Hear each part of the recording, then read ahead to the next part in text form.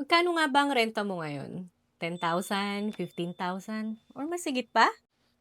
Alam mo ba, sa halagang yan, pwede ka na magkaroon ng sarili mong bahay. Sa video na ito, pag-usapan natin ang rent versus own. Kung nagre-rent ka ngayon, walang commitment, pwede kang lumipat anytime na gusto mo. Pero buwan-buwan na nagbabayad ka, hindi naman napupunta sa'yo.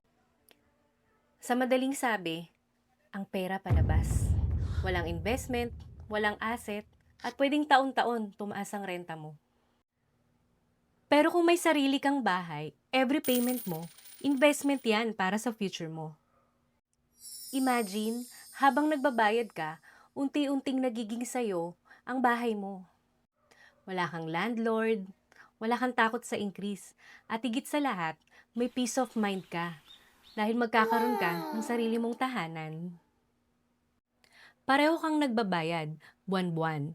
Pero ang tanong, gusto mo ba ng renta lang o gusto mo ng bayad na may kasamang future?